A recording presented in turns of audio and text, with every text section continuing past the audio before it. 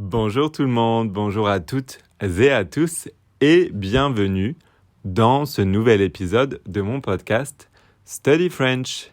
Aujourd'hui, dans ce nouvel épisode, nous allons voir 5 façons de dire I don't know in French, en français.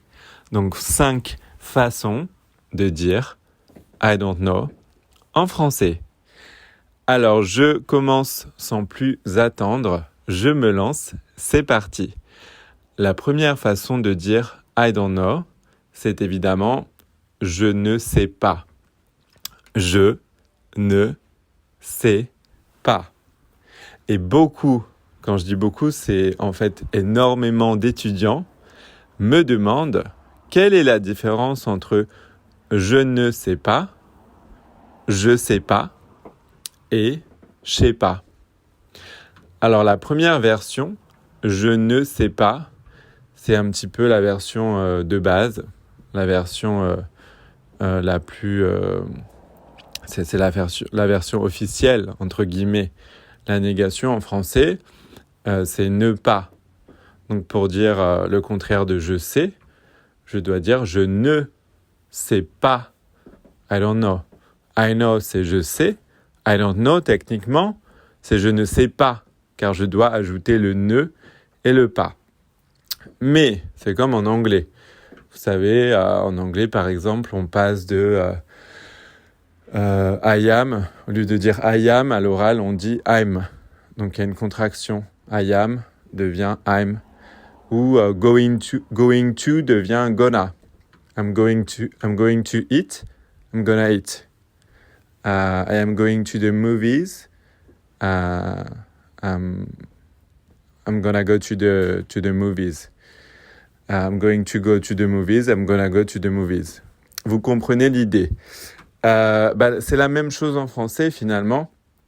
La langue évolue, entre guillemets, et à l'oral, au lieu de dire je ne sais pas, même à l'écrit parfois d'ailleurs, on va dire je sais pas. On va enlever le ne et on va dire je sais pas pour dire I don't know. Et encore plus fort, on le dit tellement à l'oral, on l'a tellement répété, que quand on le dit rapidement à l'oral, on dit carrément je sais pas. Je sais pas. On dit même plus je sais pas, on dit je sais pas. Je sais pas. Que j'aime bien écrire, par exemple, C-H-E accent, plus loin P-A-S, pour montrer la prononciation. Voilà, je sais pas. Pour vous donner une idée de la prononciation, c'est un petit peu comme C-H-E accent, plus loin P-A-S. Donc, je sais pas.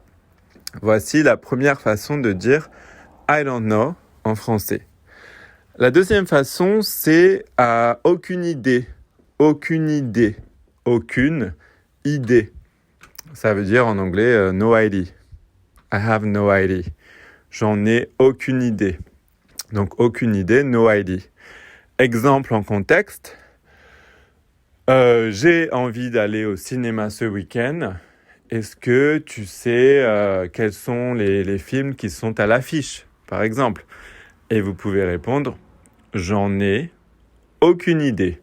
Ou tout simplement, aucune idée. No idea. Aucune idée. Je suis vraiment désolé. Je ne sais pas du tout. Voilà. Donc, aucune idée, c'est quand même, on l'utilise quand même souvent. C'est quelque chose qu'on utilise. Au lieu de dire je sais pas, on peut dire aucune idée. Et si vous l'utilisez, on vous regardera pas avec des grands yeux. Les gens ne seront pas surpris parce que c'est quelque chose qu'on utilise quand même assez fréquemment, comme en anglais. Voilà. Pour cette deuxième façon de dire I don't know. La troisième façon, c'est bonne question. Bonne question. Bonne question.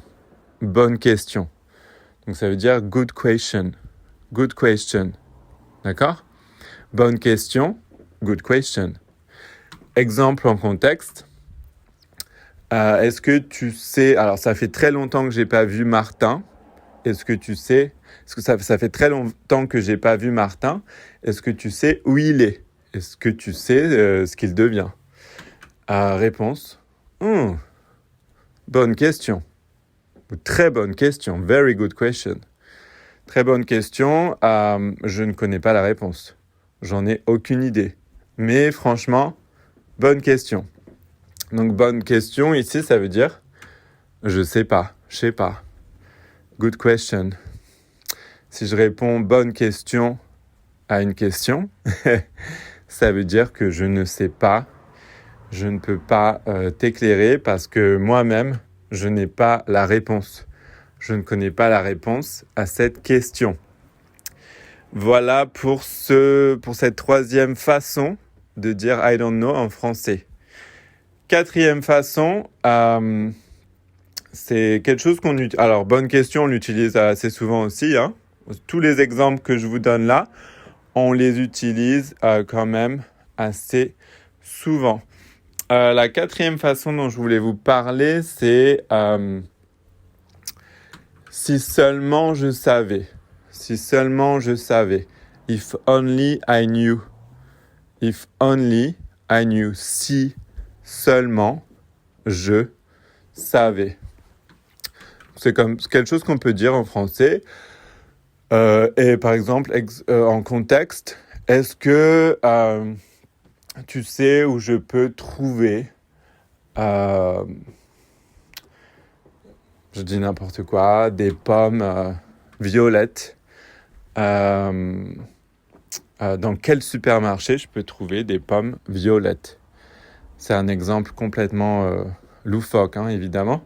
Réponse, si seulement je savais. If only I knew. Si seulement je savais, ça veut dire que j'aimerais bien savoir, moi-même, mais je sais pas. Voilà, je n'ai pas la réponse à cette question. Donc, si seulement je savais, if only I knew, j'aimerais bien avoir la réponse, moi aussi, mais je l'ai pas.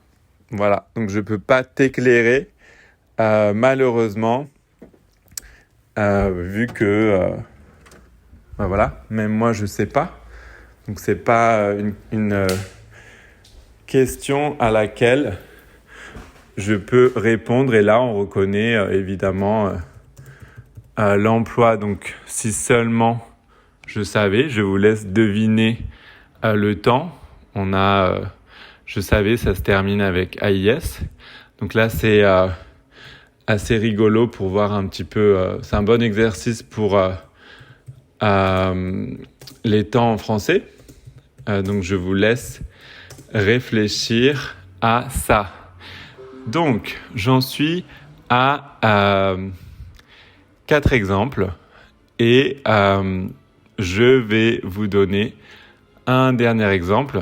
Donc, le 5e exemple, c'est exactement la question que je me pose.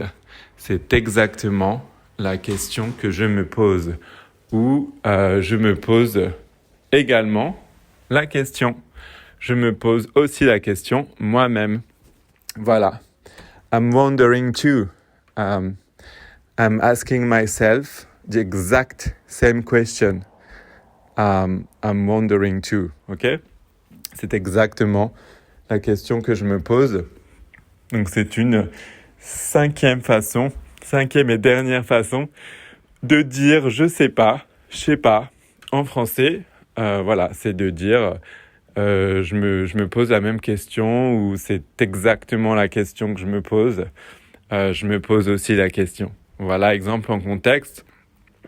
Est-ce que tu sais il y a combien d'heures de vol pour aller de Paris jusqu'à l'Australie? Réponse. C'est exactement la question que je me pose. Je me pose la même question. Donc, je ne sais pas finalement. Je ne sais pas du tout. Voilà pour ces 5 façons de dire je ne sais pas en français. J'essaie de garder les podcasts en dessous de 10 minutes. Comme ça, c'est très pratique. Je vous dis à très bientôt. Continuez de parler de mon podcast Study French à vos amis, à votre famille. Vous pouvez leur expliquer qu'on peut le trouver sous le nom Study French sur Spotify, Apple Podcast, etc. Continuez de vous abonner, de commenter et d'aimer pour m'aider. Je vous dis à très bientôt pour un nouvel épisode. Merci beaucoup. Salut.